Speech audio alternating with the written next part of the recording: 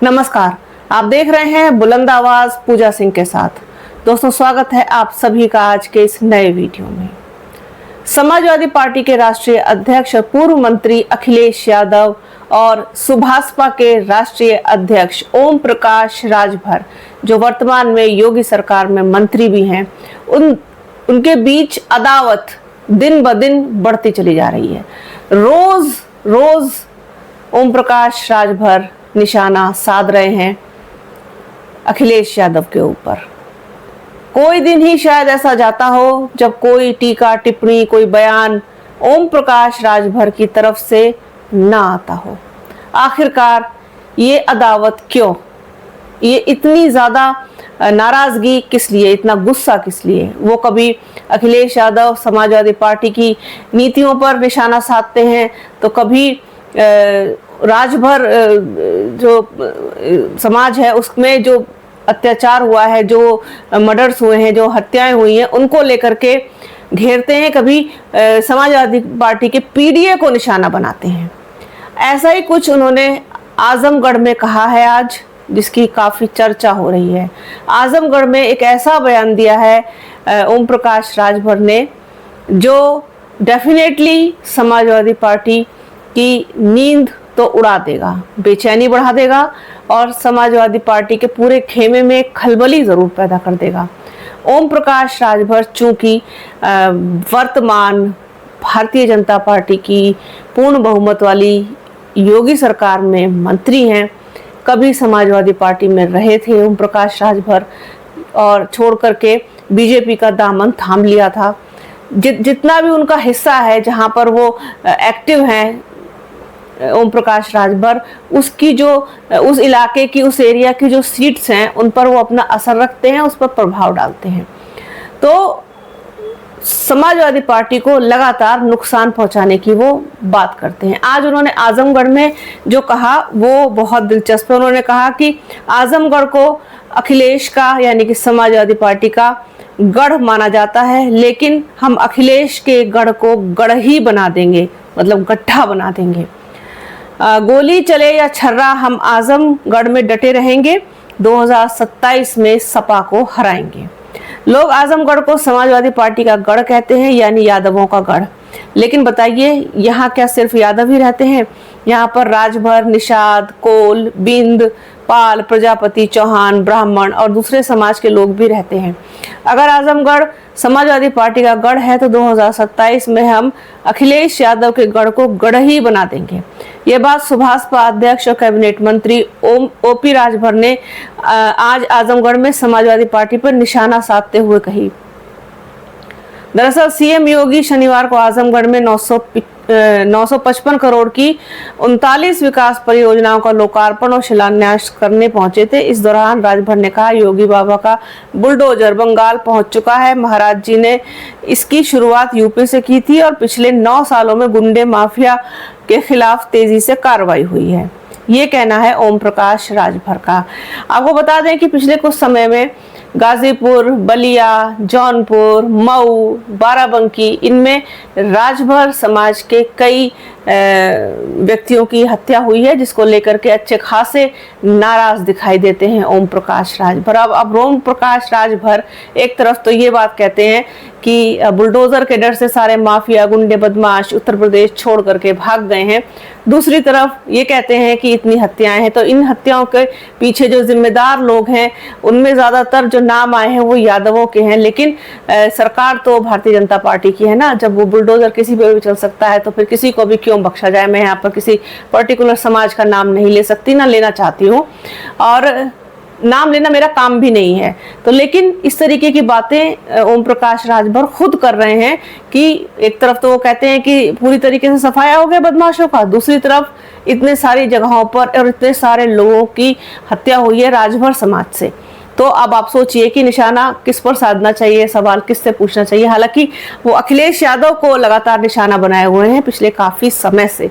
PDA को लेकर के भी वो खूब उन पर तंज कसते हैं और खूब जो है उनकी चुटकियां लेते हैं। तो ये इन्होंने आज कहा है आजमगढ़ में। अब उन्होंने जो बड़ी बातें कही हैं वो आपको बताते हैं। यहाँ आतंकियों को पनाह मिलती है। राजभर ने कहा सैफई से आकर यहाँ घर बनाए गए हैं और किन लोगों को पनाह मिलती है यह भी सब जानते हैं। जब भी एटीएस किसी आतंकवादी गतिविधि में लोगों को पकड़ती है तो उनमें समाजवादी पार्टी का कोई ना कोई नेता निकल आता है। इस पर भी लोग कहते हैं कि योगी बाबा गलत करते हैं। सपा सरकार में 1000 दंगे हुए, समाजवादी पार्टी की सरकार में करीब 1000 दंगे हुए, 1000 जगहों पर कर्फ्यू लगा और 1200 लोगों की जान गई। लेकिन महाराज जी को बधाई देता हूं कि पिछले 9 साल में एक भी दंगा नहीं हुआ और आज पूरा यूपी शांत और सुरक्षित है। विपक्ष पूछता है कि विकास कहाँ हुआ है। अगर मुख्यमंत्री योगी आदित्यनाथ का मॉडल देखना है तो जिलों की कनेक्टिविटी देख लीजिए। पहले आजमगढ़ से लखनऊ पहुंचने में 6 घंटे लगते थे, अब लोग 3 घंटे में लखनऊ पहुंच जाते हैं। समाजवादी पार्टी ने आजमगढ़ को आतंकवाद का गढ़ बनाया था, लेकिन महाराज जी ने इसे शिक्षा का केंद्र बना दिया है। यहाँ विश्वविद्यालय खोले गए जिससे आपके बेटे बेटियां डॉक्टर, इंजीनियर, कलेक्टर बन सके। हम आपके बच्चों के भविष्य के लिए लड़ रहे हैं, जबकि ये लोग आतंकवाद का साथ देते हैं। उन्होंने कहा कि सभी समाज से एकजुट होने की अपील करता हूँ। राजभर, निषाद, कोल, बिंद, पाल, प्रजापति, चौहान, यादव और ब्राह्मण समाज के लोग एक साथ आए, समाजवादी पार्टी को जवाब दें। हम तो कहते हैं कि गोली चले या छर्रा, हम यहीं डटेंगे। इसके आगे वो अपनी सरकार की तमाम उपलब्धियां भी गिनाते हैं कि ये सब किया गया, इतना इतना विकास हुआ। अब 2027 विधानसभा चुनाव है, ये तो स्पष्ट है। ओम प्रकाश राजभर की वापसी तो समाजवादी पार्टी में मुझे लगता नहीं कि संभव है। अब आप देखिए, इस पूरी बात में कहीं पर भी एक भी जिक्र बहुजन समाज पार्टी का नहीं आता है, ना ही बसपा सुप्रीमो मायावती का आता है। उनका नाम लेने से पहले लोग 10 बार सोचते हैं।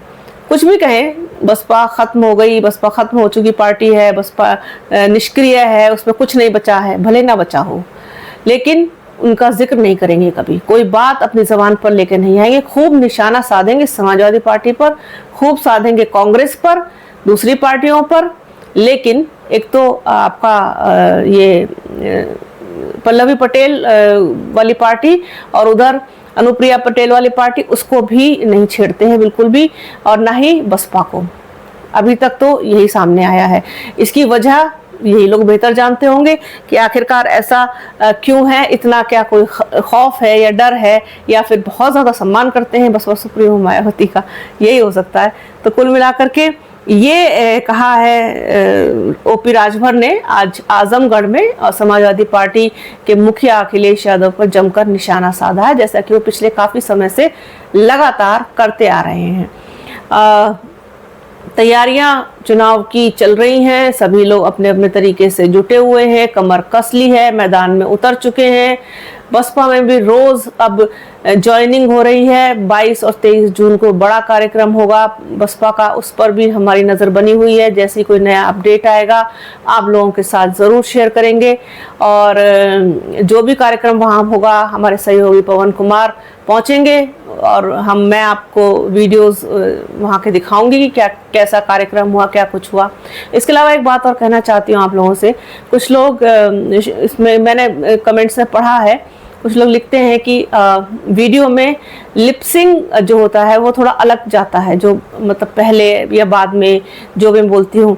उसकी वजह बता देती हूँ क्या है कि जिस एडिटिंग ऐप से मैं इसमें लोगो लगाने का, एडिट तो पूरा वीडियो कहीं से कहीं तक उस तरीके से नहीं होता है कि कुछ काट करके या कुछ फिर जोड़ा है या कुछ गलत बोला है तो उतना हिस्सा काट के निकाला है, वो चीज़ नहीं होती है। लेकिन अपना लोगो लगाने के लिए, अपना नाम लिखने के लिए और साथ ही साथ वीडियो की थोड़ी वॉल्यूम बढ़ाने के लिए ये करना पड़ता है उसमें एडिटिंग। नहीं तो ऐसे ऑर्गेनिक कच्चा वीडियो डालेंगे तो लोगो वगैरह नहीं लग पाता है। अगर मैं ऐसे ही वीडियो डालूं तो फिर तो बिल्कुल सही आएगा, लेकिन जैसे ही उस एडिटिंग ऐप पर डालते हैं पता नहीं कुछ लिपसिंग का प्रॉब्लम आता है। अब देखते हैं कोई और बेटर ऐप अगर मुझे मिलता है तो मैं उससे फिर एडिटिंग इस तरीके से किया करूँगी। लेकिन वीडियो मेरे ही होते हैं, आवाज़ मेरी ही होती है।